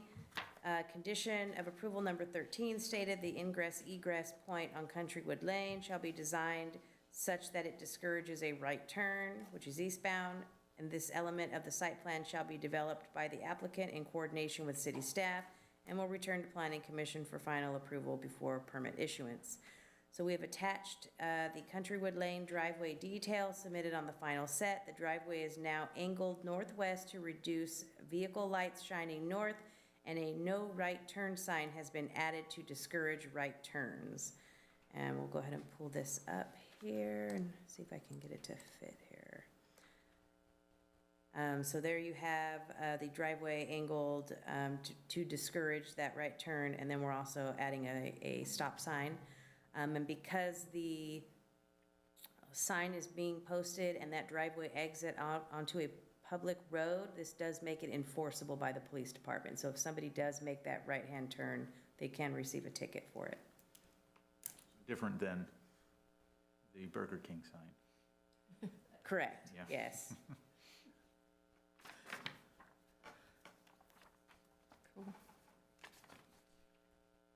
I have a question. It's more just administrative matters, but since I think the two of us were removed from the discussion of McDonald's, does that mean we're removed from all future discussions or just that approval? So this one was actually just listed as an update, so action wasn't asked for. Unless you guys have concerns with it, we can go back, but it was reviewed and approved by our city engineer as appropriate, given the street and Countrywood Lane. Yeah, and that's fine. I was just Okay. asking more generally if future items with McDonald's come forward for approvals, what is our role?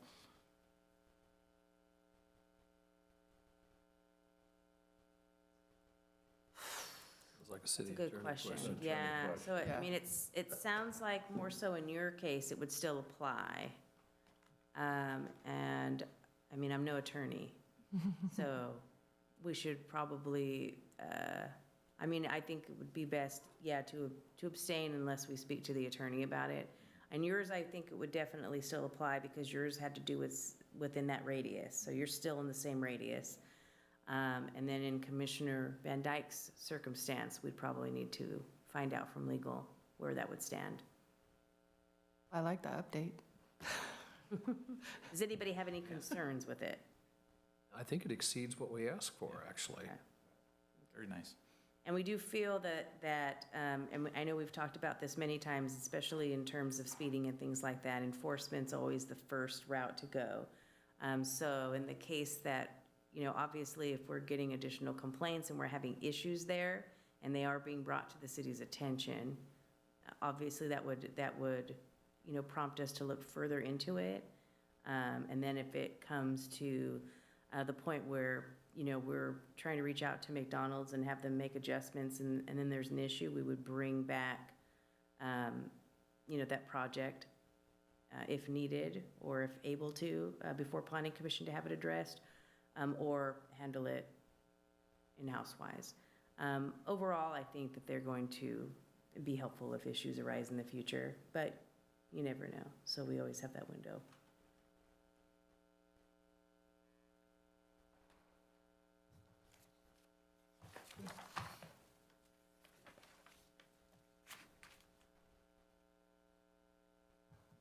Is that all on that?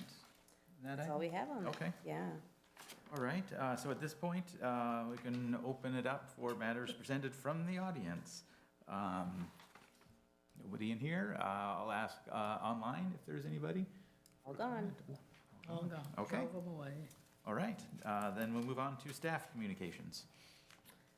Okie dokie. So, staff communications, our next city council meeting is going to be on Monday, the 19th.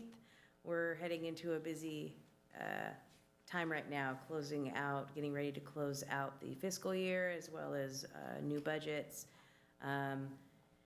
So I'm trying to think offhand if anything has happened at council level.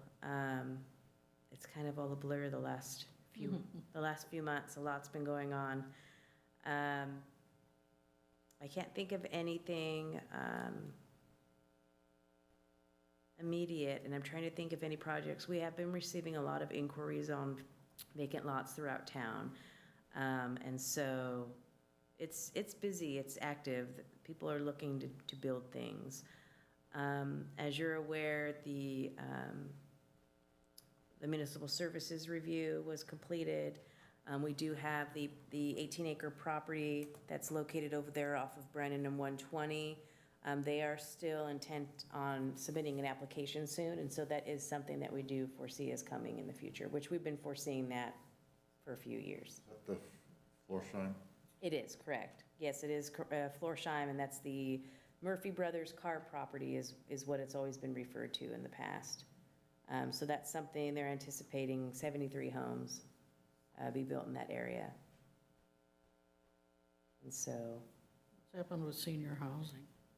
That's correct. Senior housing, we did conduct 2 workshops that we had on senior housing. We have CCH, which is a group that is interested in the council's proposal that we put out last year, where the council essentially advised that we have, hey, 3 up to 10 acres of land that we'd like to see built for senior housing, and we have, if it's the right project and it meets all of our needs, we would consider, a property agreement of some sort, either lease and or giving it for this project, and we have some monies available that we would be willing to negotiate for fee deferrals and or reductions and such.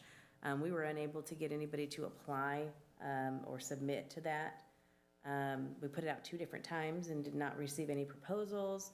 And then outside that window, several months went by, and this company had said, hey, we can do something. We can't do something what you're asking for, but we can do a project. And so at that point, we asked them to just submit.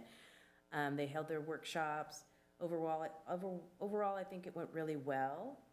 We had a lot of participation, which was great.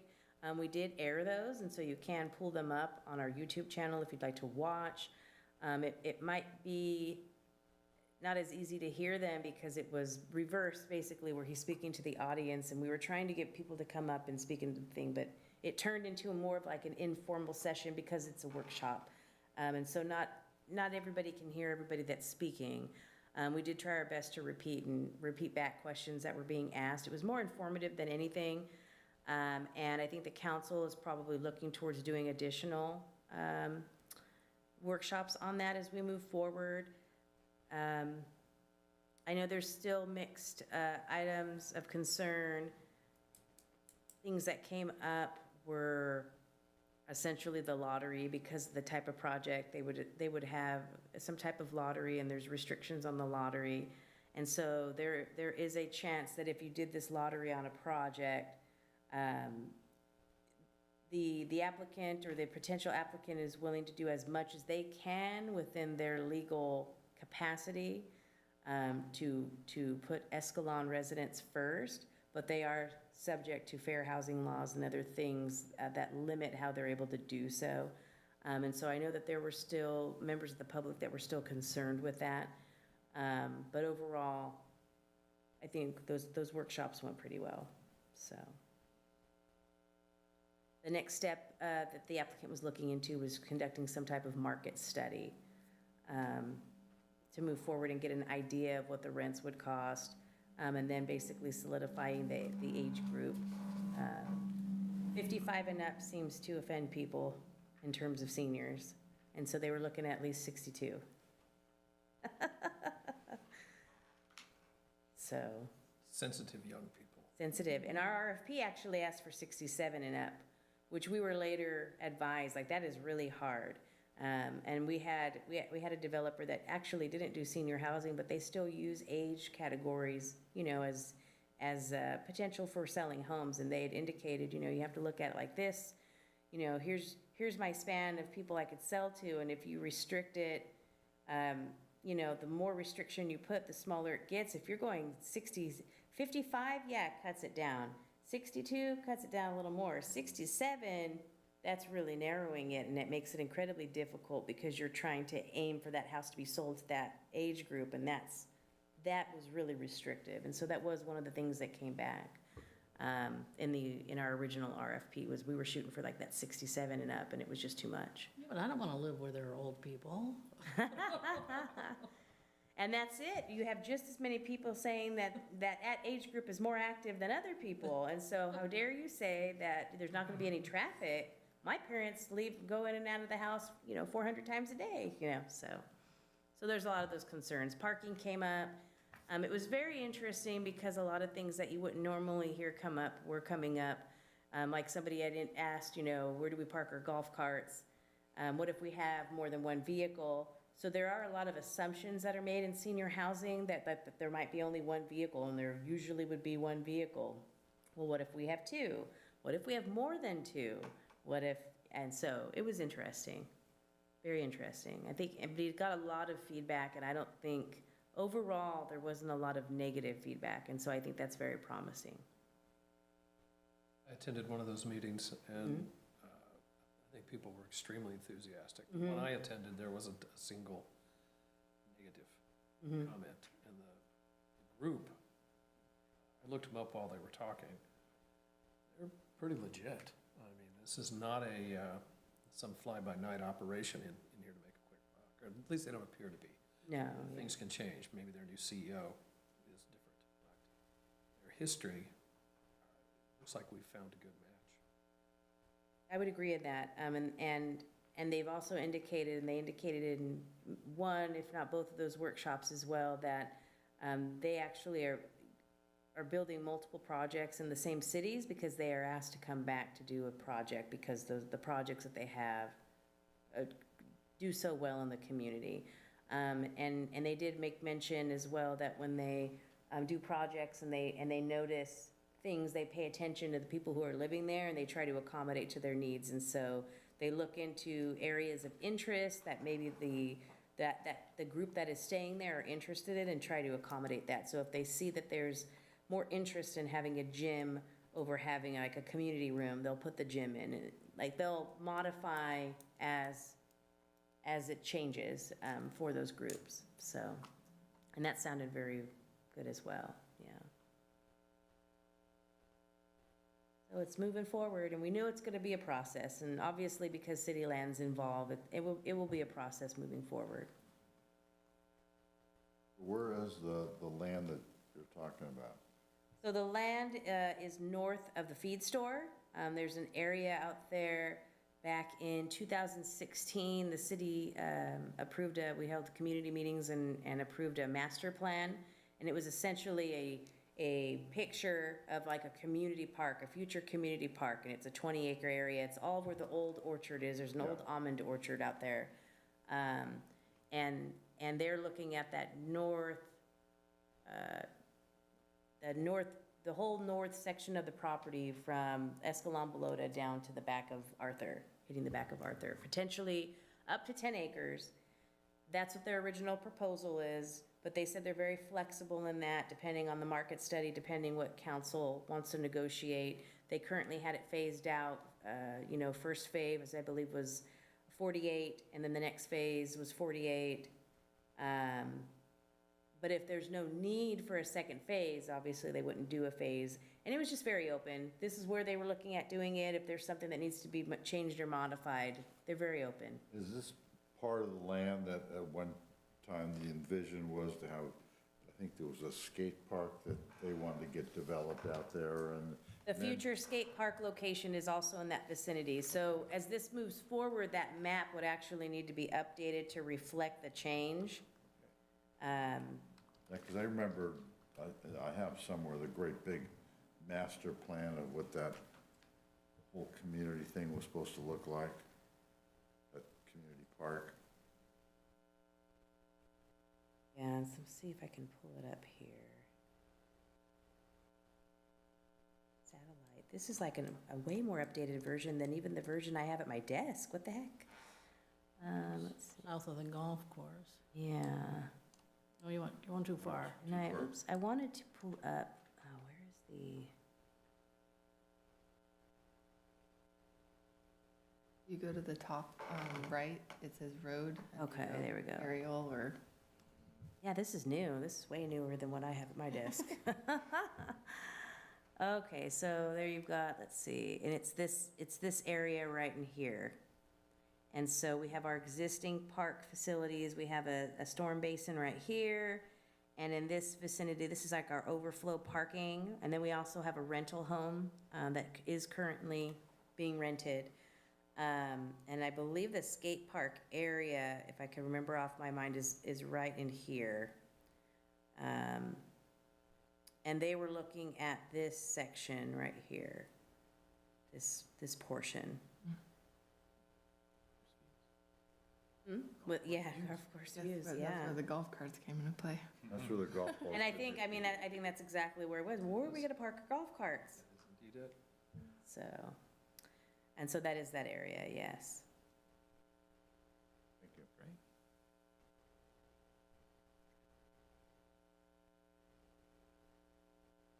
And I think, obviously, budget will be coming up. We're running a little behind, as you're aware. We have a lot of new staff, and so we have a new finance director that had started in October. We've talked to council about getting her a little bit more extra time to get things done. We're also finishing up an audit on our finances. I'm sure, and I'll know for sure next week, that I have found a person to begin in my old spot as the development director, and so they would be attending these meetings come July. But, fingers crossed, and I don't want to affect it negatively in any way, but, so you might see a new face here. I'll probably still be here too, but you might see a new face here at the next meeting, and so we're pretty psyched about that. And yeah, just moving forward into the new fiscal year, to get things done.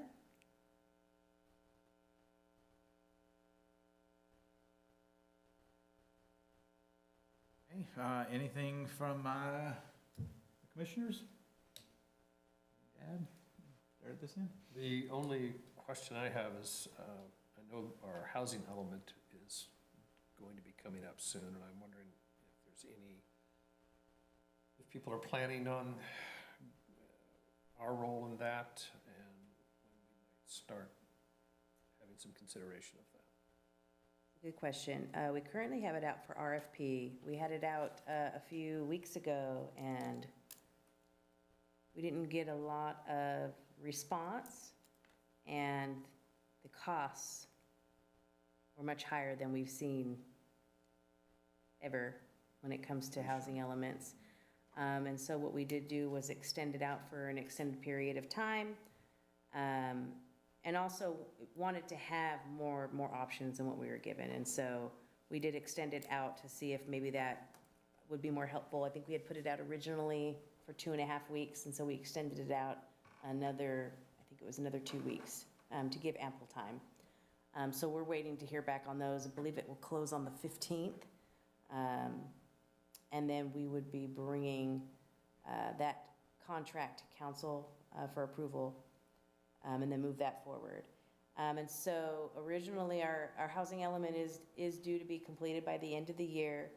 We have received in discussion, generally speaking, with a lot of the companies that have contacted us regarding housing elements, they've indicated that nobody's getting their housing elements adopted in accordance with their requirements. The state is taking much longer to turn around things, or taking full amounts of time, if not longer. On the plus side, our city has been on the 4-year cycle for a housing element the last 3 times. They have eliminated that, so when we do move forward and get a housing element done, it is our understanding, current as their law currently is, that we wouldn't have to update it for another 8 years afterwards, unless an issue came up that required us to address it. We've been on the 4-year cycle since 2015, I believe, where we've had to update it every 4 years, and so we were updating it twice as much as everyone else, essentially. And so that should be coming forward to Planning Commission this year. And so it's also our understanding in working with the state that as long as they see we're moving forward with it, that deadline, they're being much more accommodating on that deadline, because the restrictions are so stringent that they're applying the flexibility as long as progress is being made, which of course we intend to comply and move forward with updating our housing element.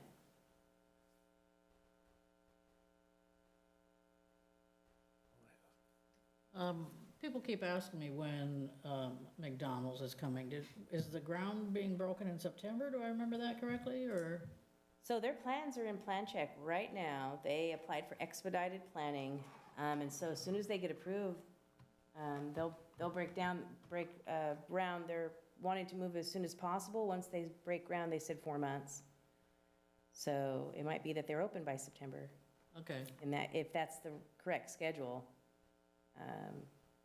they're really looking to move forward. So they paid extra to have everything expedited. All right, thank you.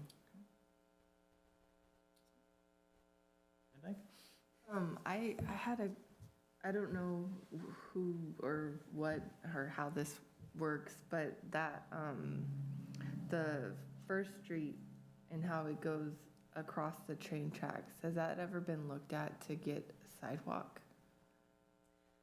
We have a project that we're trying to move forward with. It's the First Street Improvements Project. We have $500,000 in grant funds to put towards it. And that is a part of the project to get it all sidewalked through there. That project fell to the wayside, I want to say a few years ago, because the business owners and tenants in that area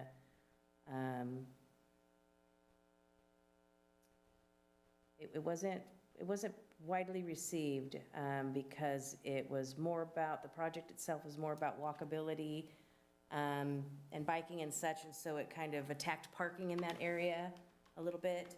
And so it was kind of, a lot. And so we did make some adjustments to that, and we brought it and had a workshop maybe 4 or 5 months ago, that project, as well as Main Street Park, which is another project. And what we've done is essentially consolidated them together and called them like a downtown rehabilitation or redevelopment project, where you're coming from McHenry at First Street from McHenry, all the way down to Main Street, and then we're taking Main Street all the way down to St. John, and we're looking at doing a full-blown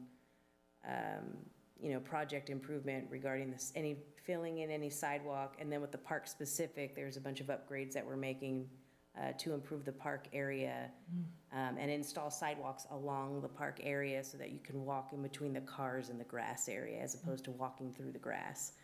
And so that is being looked at. A most recent item was a property owner in that area bringing up many concerns regarding parking in that area. It's been at council the last few meetings. He owns the Merchant Yard, and it just brought up a lot of issues regarding parking and the lack of it, and how existing businesses, don't have parking available, and that parking needs to be made available, or somehow we need to address parking concerns. And so council actually gave staff direction to look into items, which included some code enforcement issues that have been out there. And so currently staff's working on the code enforcement, and then we'll start moving forward on the items that council essentially asked staff to move forward on, which was looking at there's a vacant lot right there. It's commonly referred to as the Poppy Lot. It's next door to where the American flag is along the wall on First Street. It's a vacant lot that's been for sale for probably 3 or 4 years now. Oh, yeah. Yeah, kind of reaching out to property owners and seeing if they would, allow people to park on their property, if we took liability for that. And so there was a number of items that the council wanted staff to look into. And so Diana and I have been working on that, as well as our public works superintendent, on tackling those items in the order we think would be best. Code enforcement first, clearing out the area so we have a better picture of the alleyway and all those areas of what it's supposed to look like. And there's a couple locations there as well. There's a barber shop that's, existing building, newer business, and then the transmission shop, existing building, existing business, new property owner, where there's not parking available, and so there's ways for parking to be available. And so code enforcement wise, we're looking at going in and asking them to clean up areas and clear out storage and all these things that they have to make some parking available. So that's a few of the items that we're going to be tackling over the next few weeks and or months to get compliance on, and then we'll have a better picture of what it looks like when it's cleared. And Does Caltrans have any say in that crossing over the tracks, or? no, they do not, just the railroad. Okay. Just the railroad. Okay. Yeah. Big deal. So, yeah, so like what? Well, just us and the railroad, but yeah, we're subject to railroad, so. So how it is when you go to McHenry, like when you're on McHenry, you're going across 120, like via bike, you kind of loop around. That, Yeah, that's what we're similar ultimately looking plan? for, is some way to make it less, I just think it's not safe right now. yeah, And improve we it. have a lot of there's a lot of events that happen down there, and then it's a connection point for everybody kind of yeah. south of the tracks. And they're usually really open to doing those types of projects. I've worked on a few of them in another city, and they're fine for the sidewalk to get to a certain point.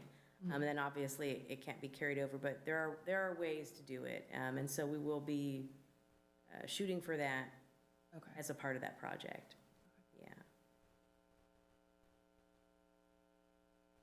That's it for me. Well, questions. Mr. Orlando mentioned that they're gonna be opening soon. Didn't he 60 days, I mention think that? you said. He did, yes. So does that mean that environmental health has signed off on his tanks, gas tanks? Yeah, I mean, that's all completed. He's moved forward on everything. Obviously, they need final inspection, and they're getting inspections as they move forward with things. But because he started construction, he has all of his approvals that he needs to move forward. And so now you're seeing things move Yeah. on a much quicker basis. The building's done. Yeah. The inside's done. He's ready. He did at one point ask if there was some way for us to let him open, and we weren't willing to take that risk of like having people show up to your property while you're constructing your parking lot, and so we didn't open to that. But it was worth a try, and we understand where that's coming from, but yeah, we don't want to finish the portion, get the gas station, and as we get closer and there's not as much construction going on, maybe we can work with you then. And then the other thing that kind of perked my ears up is I thought the neighbor was mentioning that they were being woken up at 6 o'clock in the morning. I thought our ordinance was there was no noise from construction until 7. I mean, we could definitely look into that and remind them of the construction. Construction Yeah. falls under there. We don't mind reaching out to him and making sure he's. I mean, reminded. that one just kind of perked my, I thought, wow. Yeah. Aren't there some summertime heat waivers? I mean, I remember in the past when we had hot I times, we allowed people I to don't know. Our staff comes in earlier during summer, like Public Works staff, we typically allow them to come in at 6 o'clock to start work. to They're get not them off making earlier. noise, are they? It depends what they're doing. They're gonna be out there crack sealing right now, so you'll see them out there extra early in the next few weeks. So yeah, that's another thing, you'll see our Public Works Department out there throughout the town, crack sealing. So, if you wonder were what they're they- doing. There's a new slab of asphalt on my street, and then now there, it looks like it's cut, so I wonder if they're gonna be opening up that street again. You have a future improvement project that's slated for Valdepena. I can't remember specifically what it is, but Valdepena's, Are they gonna get rid of the slurry on the curbs? I think they're gonna do the best that they can to address all of those issues. But yeah, Valdepena is one that's gonna get an overload. It's on that listing. But citywide, this is the time that crack sealing's done. And so basically all those huge cracks you're seeing right now, they've been going through and blowing them all out to get all of the debris and everything out so that when they're filled, it sticks good. And then also, the best time to do it is in the early morning where it's not too hot. And so you'll see them out there in the early morning on the truck using the machine. And that's gonna be throughout the city, so they'll be moving all over the place. Are they gonna be using the same material that was on 120? Because I know early on, everybody hated that thing, and now it's, Well, the crack sealing is just filling cracks. yeah, I know that. Yeah, you're talking more about the rocky Yeah. atmosphere? Yeah, that's not a part of the crack sealing. Are you talking about for Valdepena? Yeah, and when they're gonna. No, because that's a different type of use. That road is considered arterial, and the road you're on is local and or urban. Yeah, so you won't get that. That's supposed to be for like heavy, it's my understanding, and I'm not a public works expert, but that type of use is more for heavier roads, heavier trucks, faster speeds, those type of things. One more question. Good All job. right.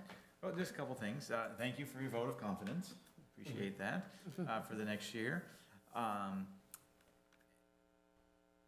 There was a person coming through our neighborhood taking pictures of trees, and I talked with him, and he's putting a proposal to trim the trees in the, in the, whatever you call the little strip Tree of grass. wall. Yeah. Between the sidewalk and the street. What? Is that, you know anything about that, or he said it was doing it for the city? He might have been putting a quote together. Yeah, oh, definitely. Okay. He was taking pictures of I all was the thinking trees. first you mean a resident. Oh, no. Yeah, no, yeah, we are looking at obtaining some quotes to handle tree trimming services in certain subdivisions. Yeah. All right. That's all. I believe your subdivision, this back subdivision, it's covered in the LLDBAD, which is your lighting and landscaping district. And so we currently had a company that was doing that, and if I recall correctly, they're either not able to do so, or we're up at the time where we put it out for like a rebid and obtained 3 quotes, and so that might be what that's in response to. All right. Rest assured, Rest assured. no threat.